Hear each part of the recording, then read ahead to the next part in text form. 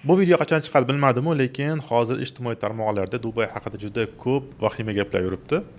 Bomba tushyapti, raketa tushyapti degan. No, bilsamikin. Aytilib bu syomkani Dubayda qildik va oqqa fondimiz Dubayda ko'p tushlari mumkin, hamma yoq tinch. No, kuniga endi 2-3 adashmasam tushib turibdi. U dronlar, kichkina dronchalar.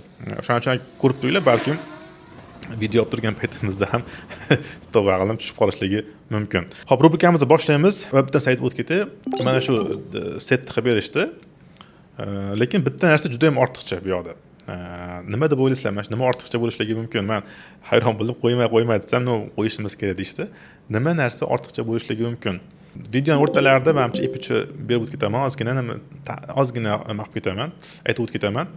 Bu naqa siz ushlab turish uchun emas, hozir kelib qoldi xayolga. Birinchi savolga o'tamiz. Birinchi katta pulni topgandan keyin uni saqlab qolish qiyin deyshadi. Oson bo'lishi uchun nima qilishlik kerak? Pul saqlab qolmoqchi bo'lsangiz, oson bo'lishligi uchun oltin qoida bor. Bu nima? Bu o'zingiz uchun sarflamang. Topgan pulingizni o'zingiz uchun sarflamang. Nimaga unaqa deyapman? Bitta narsa haqida gaplashib o'taylik, maylimi? Chunki ko'p savol keladi. Boy bo'lish nima qilishlik kerak? Birinchi million pul saqlab qolish, mana hozir pul topganimdan keyin rizq, pul bu narsa bizga beriladigan narsalar, to'g'rimi?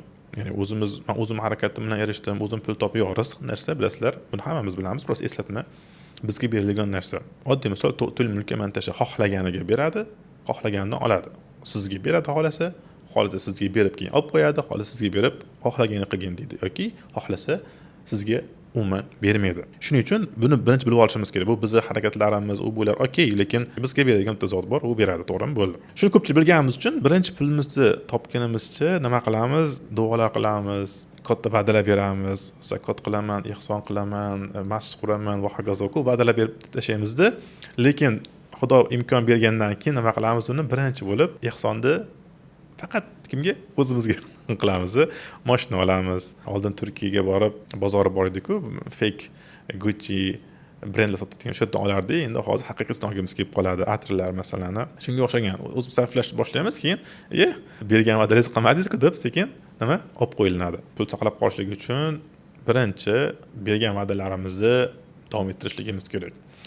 Hozir bitta hikoya kelib qoldi, uni oxirida aytib beraman. Va endi praktikaga keladigan bo'lsa, undan oldin ham aytib o'tgandim, ikkita narsa bor. Pulni kelib qolishligi bor va pulni sekin-sekinlik bilan ishlab topish bor. Agarda sekinlik bilan o'sha $1 million deylik, sekinlik bilan sizga kelgan bo'lsa, unda sizda o'zi pulni ushlab qolishlik, pulni noto'g'ri joyga sarflamaslik xarakteri uyg'ongan bo'ladi.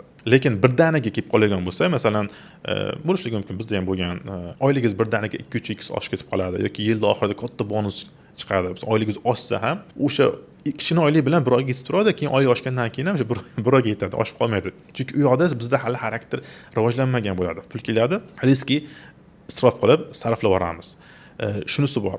Va o'zi tadqiqot ham bor. Lotereyada yutgan insonlarning juda ko'p qismi bir necha yilda yo'qotib topgan pulini yo'qotib yuboradi. Chunki pul bilan bo'lgan muomala hali o'smagan, rivojlanmagan. O'shaning uchun birinchi boshda katta ehtimol bilan birinchi topgan pulingizni tezlik bo'lgan bo'lsa yo'q yuboriladi. Keyin sekin-sekinlik bilan o'sha xarakter rivojlanib boradi. O'shaning uchun pulni qanaqa kirishligiga bog'liq. Sekin-sekinlik bilanmi? Unda o'zi bu savolga javob sizda bor. Agar tez kelib qoldimi, baribir xato qilasiz. Qisqacha qilib aytganda, pul kelib qoldi sizga, ehsonni, sadaqani umuman kamaytirmang, ko'paytiring, naboratiga bergan va'dalaringizdan ustidan chiqing va o'zingizni bosing. Qancha pul kelishidan qat'iy nazar, dunyoning puliyonida bu hech nima emas. O'zingiz sal ozgina bosib oling. Chunki menda birinchi pul kelgan payti men o'zim ko'p sarf qilmayman, ko'p isrof qilmayman, Xudoga shukr. Lekin 50 tacha odam qilib turib faqat biznes ochib tashlaganman. Juda ko'p biznes ochib tashlaganman va inam ham ko'rganman, juda ko'p o'xshamagan. O'shanda men ko'p pul yo'qotib qo'yganman. Shu xatoni siz ham qilmang. Ozgina o'zingizni bosing. Keyin sekin-sekinlik bilan o'zingiz investitsiya qiladigan joylar keladi va albatta investitsiyani ko'paytirishimiz kerak. Investitsiyani aytganimizda birinchi sadaqa ham investitsiya. Chunki investitsiyada maqsad nima? Pul berganingizdan keyin ko'proq bo'lib qaytarish, to'g'rimi? Sadaqa ihsonda 100% ko'payib qaytadi va qolganlari ozgina investitsiya ko'paytirib, keyin qolganini baribir bilganingizni qilasiz. O'shanga yarasha faqatgina birinchi, ikkinchi qadamni to'g'rilab qo'ying, qolganiga keyin bemalol bilganingizni qilsiz bo'laveradi. Va yana bitta narsani aytib o'tmoqchiman. Men pul topgan insonlarning ko'pini ko'rdim. Bizda o'ylaymiz-ku, pul topgandan keyin hayot osonlashadi. Yo'q, ularda hayot qiyinlashdi. Undan oldin g'ami pul topish yoki o'sha ishlash shunaqa bo'lgan bo'lsa, keyin undan keyin imtihonlar boshqa joydan kelishni boshladi. Oilaviy muammolar, hayotiy muammolar, pul bilan hal qilmaydigan muammolar. Shuning uchun pul keldi, hayotim yaxshilandi degan narsa ham yo'q. Shuni prosta isdan chiqmasin. Juda ko'pchilikni ko'rdim. Ishoning, pul keldi, kelmas edi degan darajagacha bordi. Chunki bu o'zi bu hayot imtihondan iborat-ku. Sizga bu imtihon tugagandan keyin kinolarda hammasi yaxshi bo'lib ketdi degan narsa yo'q-da. Hammasi yaxshi bo'lib ketmaydi. Doim imtihon kelib turadi sizga. Agar pul bilan bo'lmasa, pul bilan hal qilmaydigan imtihon keladi. Shuning uchun o'shandan ehtiyot bo'lishlik kerak. Va ana hikoyaga kelgan bo'lsa, nimaga ihson zakot deganim, ana bu endi sahihmi sahihmasini bilmadim. Bir kishiga aytiladi, yoshlikda boy bo'lgan yaxshimi yoki ikkinchi hayotda boylik berilgani yaxshimi? Qaraganda. Keyin ayoliga aytadi u ham. Ayol aytadiki, hozir yoshlikda boy bo'lgan yaxshi deydi. Risk. O'shanda o'yladim, bu xotin kishilardan fikr olmaydi. Maqsadi hozir boy bo'lib, men narsa oldirish deb o'ylagandim, lekin xato qilgan ekanman. Tavba qildim. Keyin Xudo ularga boylikni beradi. Boylikni beradi va keyin ayol aytadiki, eriga, uyimizni to'rtta tomoniga eshik qilib qo'yaylik. Kimdir muhtoj inson qaysi tomondan kelib qolsa ham qaytib ketmasligi uchun to'rtta tomondan ham kelsa, eshigimizni ochib kira olsin va kelgan odamni bo'sh qaytarmaylik. Ehtiyoji bormi? O'shani beraylik.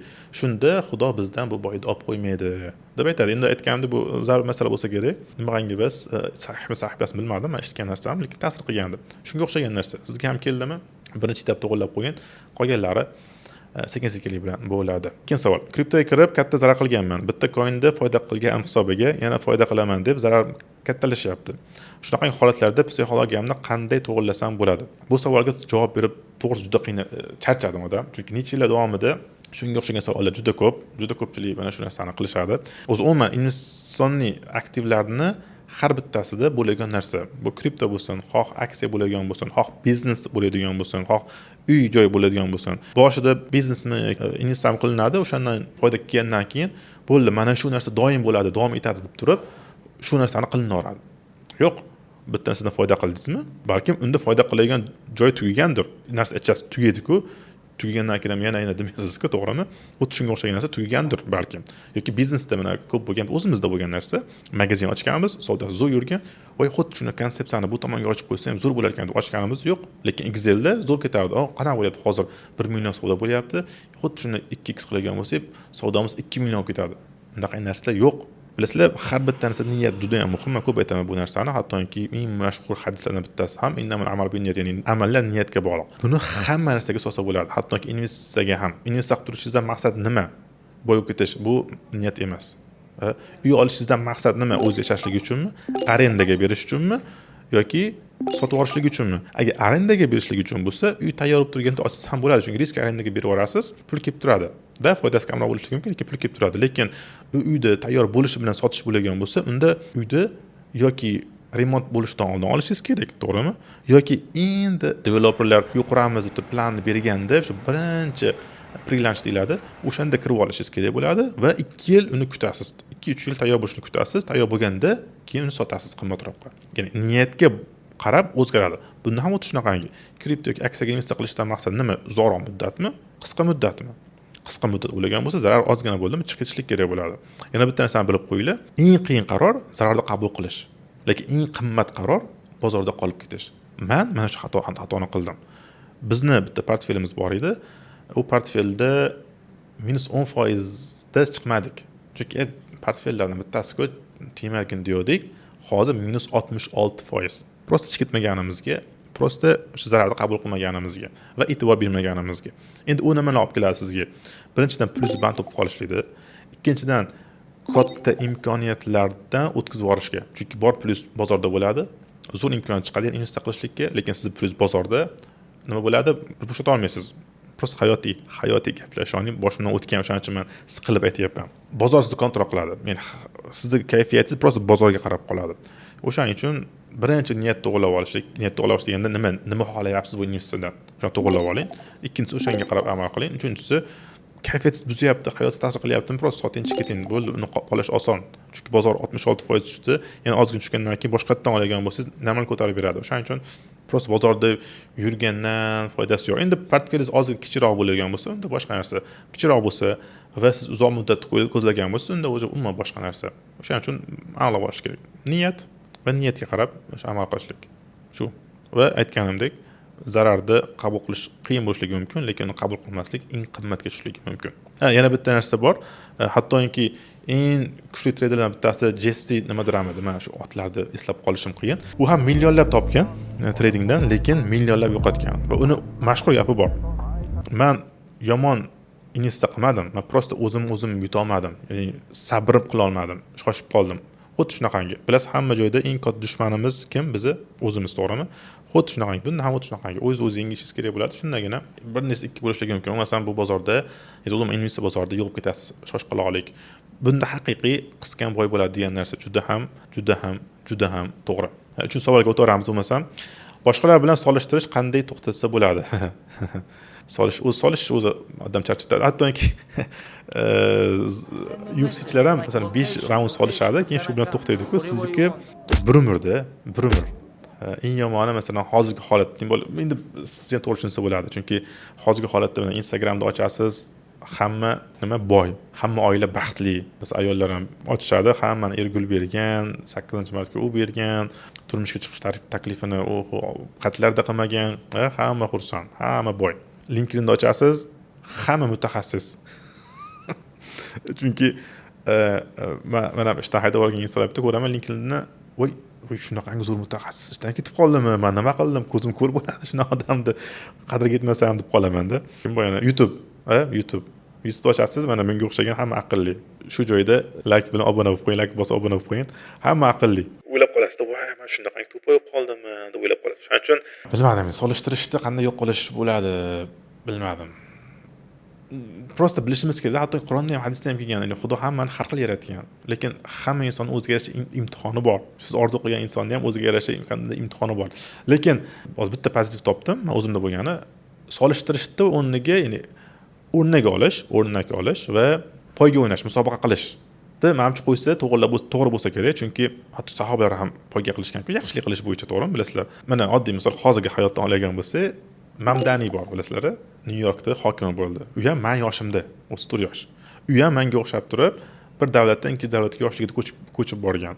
Lekin hozir u hokim bo'ldi, Nyu-Yorkda hokim bo'ldi. Men bu yerda YouTube'da video olyapman. Ko'rdingizmi? Men u hokim bo'lganiga emas, ya'ni hozir hokim bo'lish niyatim yo'q, ya'ni aytib qo'yay, hozir hayotimga qarshi. Bu yoqda harakat qildi, boshqa davlatga borib harakat qilib, mana hozir harakatga yarasha hokim bo'lib yuribdi. Bir nimaga harakat qildi, shu harakatga men o'rnak olmoqchiman. Chunki agar men ham 34 yosh nimadir harakat qilganimda, balkim boshqa joyda bo'lgan bo'lardim. Ikkinchisi, biz bilan bir xil ish boshlaganlar, masalan, hozir ular juda katta ish bilan bo'lib ketishdi. Barakasini bersin. Bu pul topishda emas, chunki rizq Allohdan, unda emas.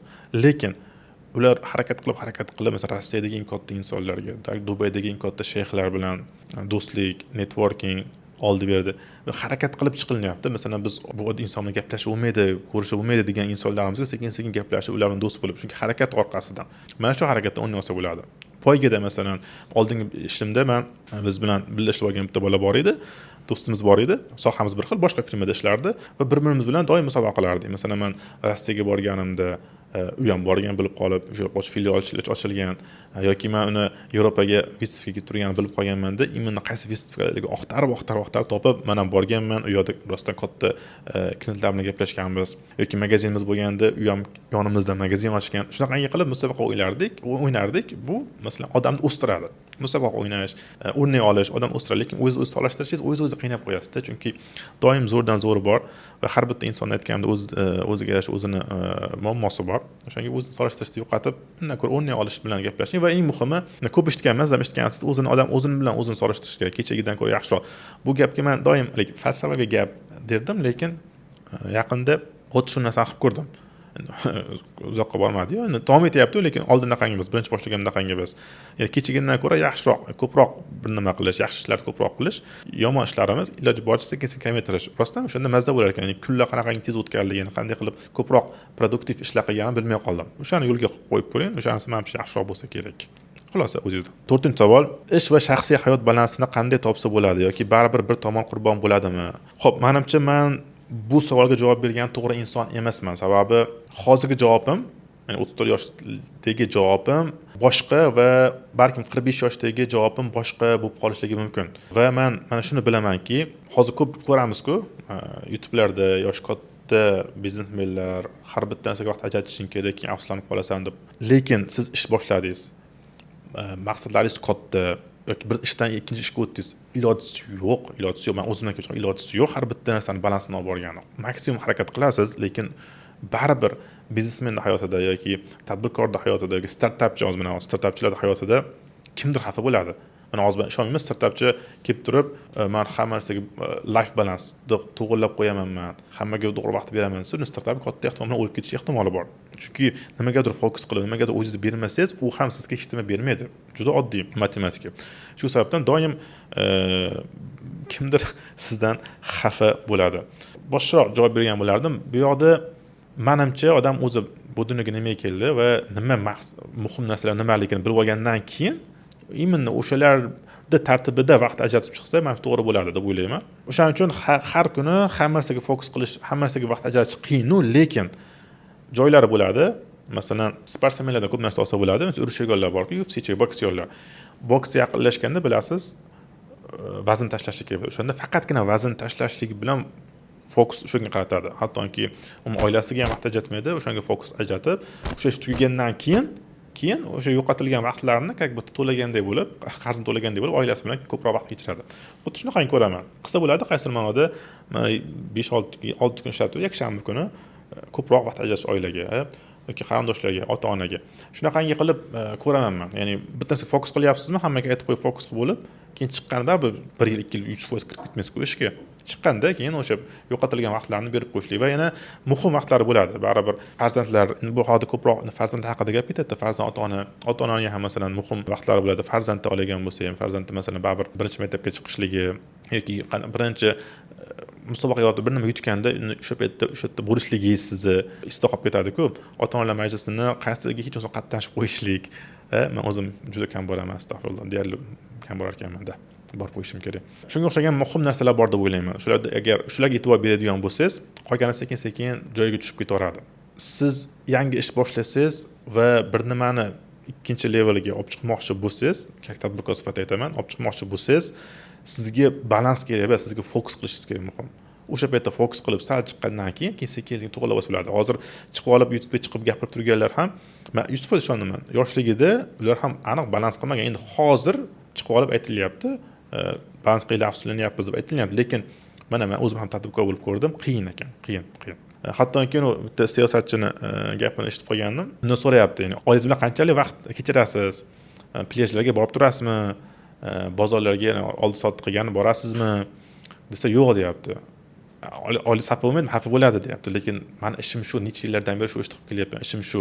Kimlardir plyajda bemalol yurishligi uchun, bemalol yashashligi uchun kimdir o'sha ishni qilmaslik kerak deb javob berdi. Shunga o'xshaganda, agar maqsadingiz faqat pul topish bo'lsa, unda hech qaysi narsadan voz kechish arzimaydi. Lekin maqsadingiz sal kattaroq bo'ladigan bo'lsa, men shu doktorlar misol keltiraman, ommaga ta'siri bo'ladigan ishlar bo'ladi-ku, shunga fokus qiladigan bo'lsa, bir nimadan voz kechib turishlikka arziydi deb o'ylayman. Xo'p, 5-savol, odam o'ziga ishonmasa ham katta qarorlar qabul qilishi mumkinmi? Katta qarorlar, meni fikrimcha, bu ishonch sizni zo'rligidan emas, uzoqda o'ylanmaslikdan, tavakkalchilikdan kelib chiqadi deb o'ylayman. Men shu paytgacha o'zimni ham boshqa do'stlarimni ham ko'rdim, juda katta qarorlar qabul qilingan, lekin unda ishonch bo'lmagan.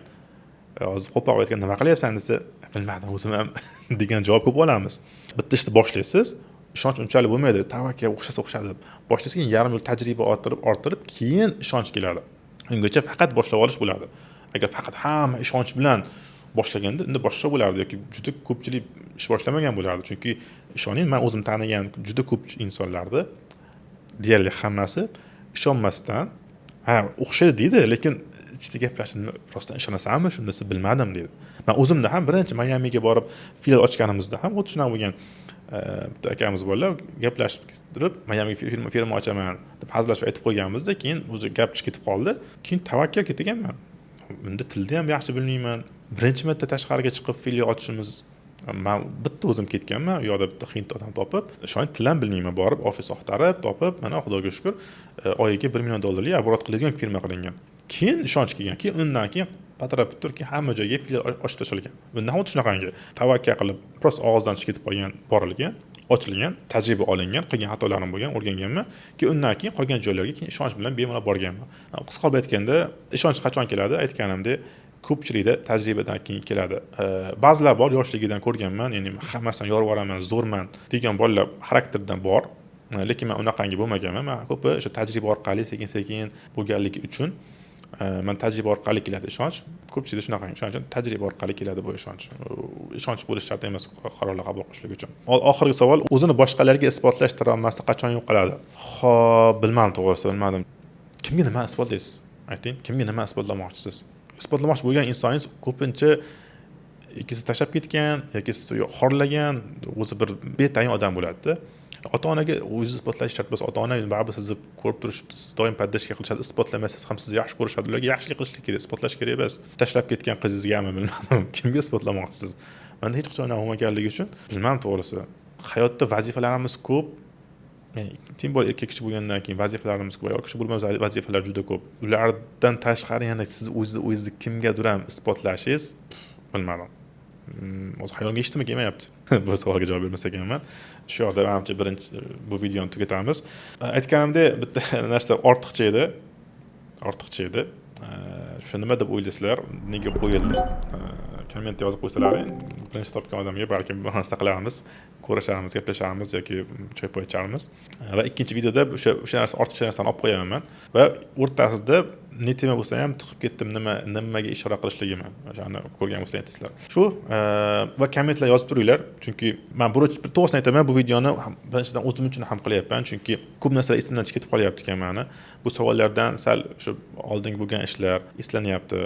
Kimgadir ham gapiradigan bo'lsangiz, o'z bilgan narsangiz yangilanadi va ko'proq esingizda qoladi. Va mana hozir gapirish uslublari ham sekin-sekin ozgina birinchi sonlarni ko'ryapsizlar. Tez gapirish, harflar to'g'ri chiqmaslik va mana shular sekin-sekin yaxshilanib boradi. O'shaning uchun birgalashib yaxshilanamiz. O'shaning uchun sizlarda ham qanaqadir qo'shimcha narsalar bo'lsa yoki kamchiliklar ko'rgan bo'lsangiz yozib qo'yinglar kommentda. O'qib xursand bo'lamiz. Sog' bo'linglar.